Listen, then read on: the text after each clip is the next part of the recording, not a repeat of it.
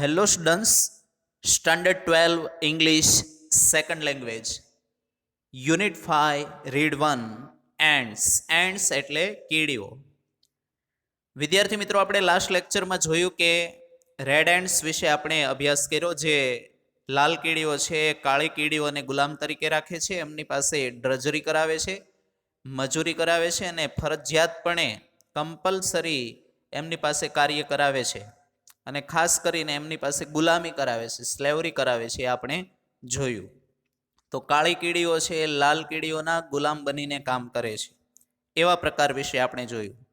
તો ચાલો વિદ્યાર્થી મિત્રો, આ લેક્ચરમાં આપણે એક નવા પ્રકાર વિશે અભ્યાસ કરવા જઈ રહ્યા છીએ. કીડીઓનો એક નવો પ્રકાર જે છે આફ્રિકાની ડ્રાઈવર એન્ટ્સ, એના વિશે આ લેક્ચરમાં આપણે જોઈએ. The most ferocious kind of ants are the driver ants of Africa.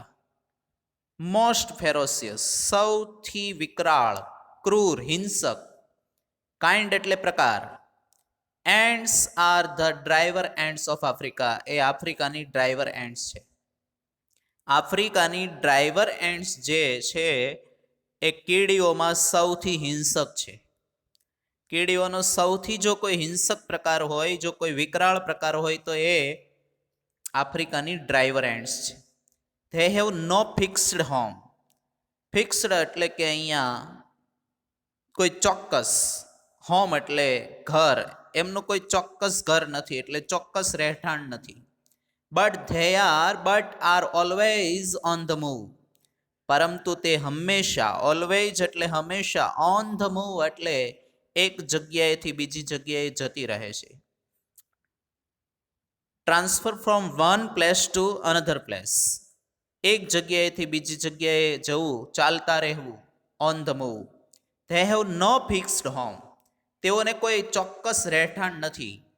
But are always on the move. પરંતુ એ હંમેશા ચાલતી રહે છે, એક જગ્યાએથી બીજી જગ્યાએ જતી રહે છે.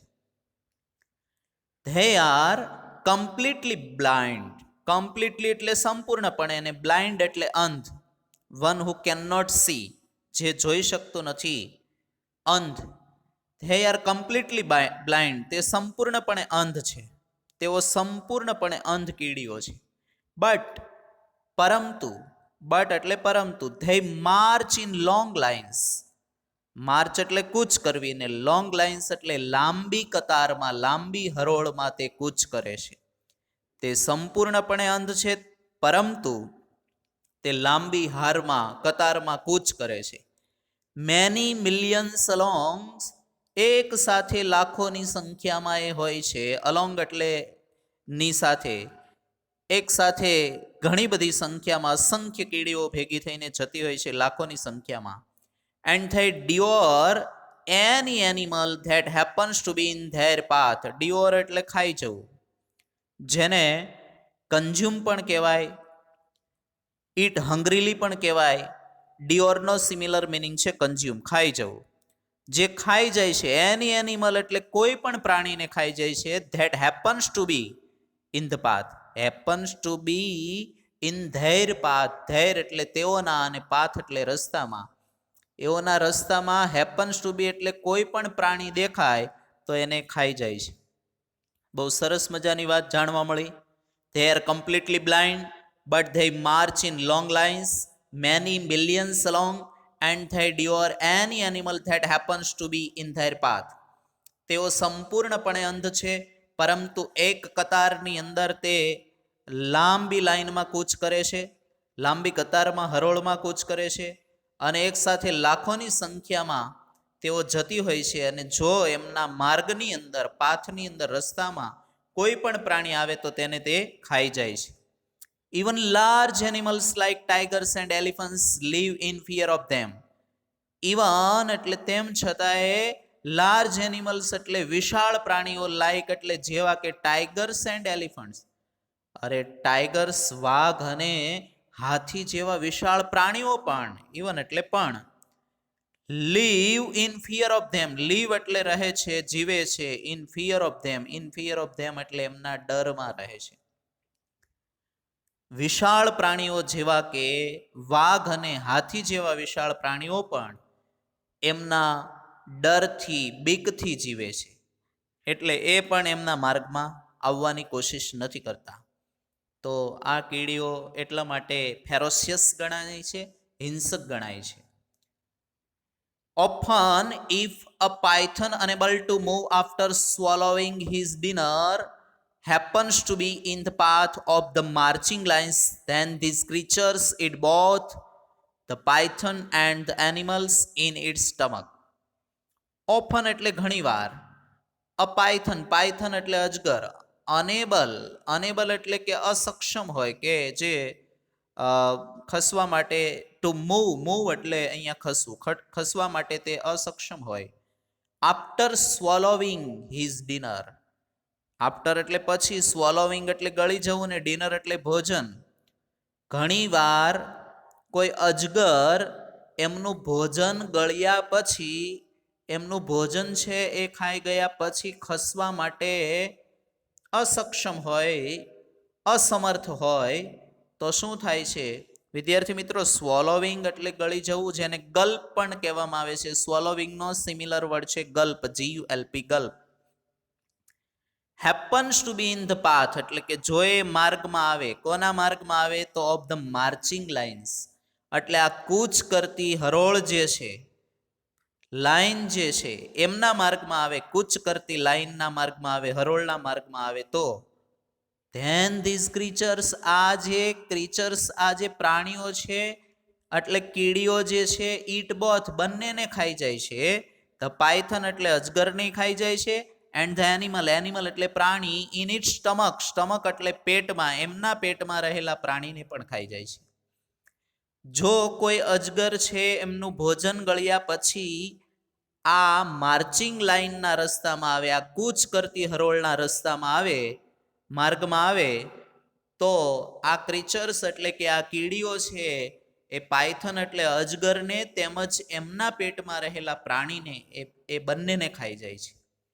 એટલે અજગર પણ એમના માર્ગમાં આવતા કદાચ ડરતા હશે. The villagers of Africa tell stories about babies. Villagers એટલે ગામ લોકો.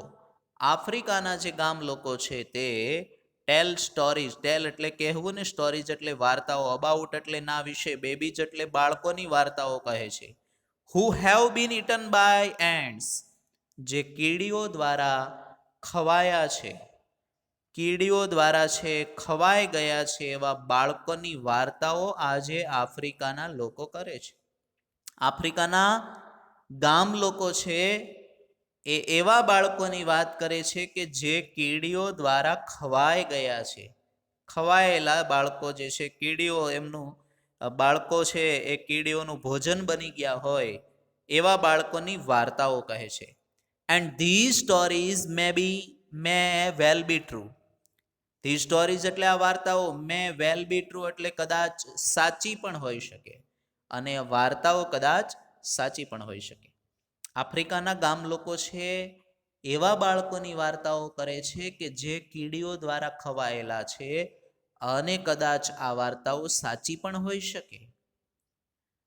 When an army of the driver ants enters a house, army of the driver ants એટલે કે ડ્રાઈવર એન્ટ્સની જે સૈન્ય છે, આર્મી એટલે સૈન્ય, ડ્રાઈવર એન્ટ્સનું સૈન્ય, વેન એટલે જ્યારે, એન્ટર્સ એટલે પ્રવેશ કરે છે, હાઉસ એટલે ઘરમાં પ્રવેશ કરે છે, ત્યારે આ ડ્રાઈવર એન્ટ્સનું સૈન્ય જ્યારે ઘરમાં પ્રવેશ કરે છે ત્યારે the people flea into the forest, people એટલે લોકો, ફ્લી ઇન્ટુ એટલે નાસી જવું, રેન અવે, ઇન્ટુ ધ ફોરેસ્ટ એટલે કે જંગલમાં ભાગી જાય છે, જંગલમાં નાસી જાય છે.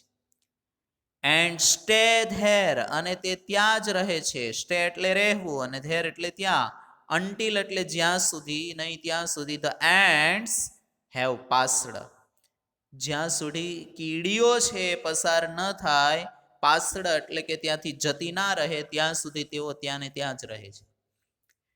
જ્યારે when an army of the driver ants enters a house, the people flee into the forest and stay there until the ants have passed.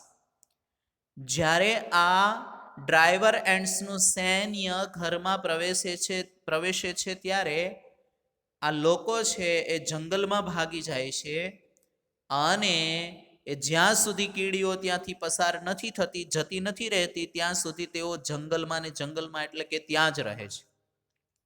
આટલા તો લોકો પણ એનાથી બીવે છે.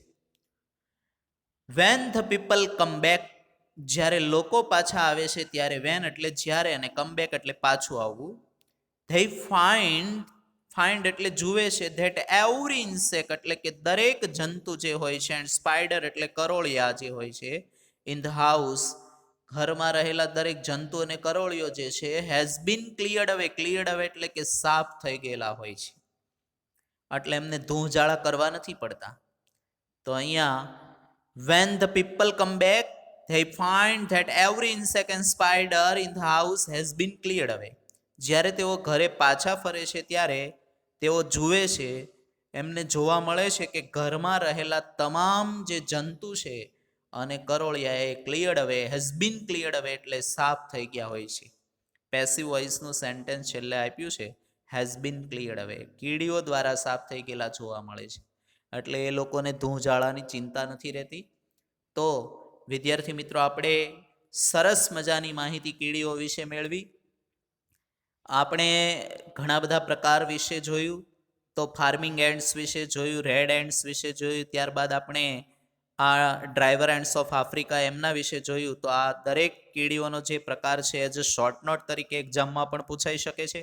તો વિદ્યાર્થી મિત્રો, ફાર્મિંગ એન્ડ્સ છે, ડ્રાઈવર એન્ડ્સ છે, એન્ટ એન ઇન્ટેલિજન્ટ ક્રીચર, આ ટાઈપની શોર્ટ નોટ છે એ પરીક્ષામાં પૂછાઈ શકે છે. તો એમની ખાસ કરીને તૈયારી કરવી. અને બીજી વાત તો એ છે કે આ કીડીઓના આટલા સરસ મજાના પ્રકાર વિશે આપણે જોયું. તો આ યુનિટમાંથી આપણે શીખવાનું છે કે કીડીઓ પણ હાર્ડવર્કિંગ એટલે કે મહેનતુ છે, ઉદ્યમી જે છે એ રીતે we should work hard to get success, એ રીતે આપણે પણ સફળતા મેળવવા માટે ખૂબ મહેનત કરવી જરૂરી છે.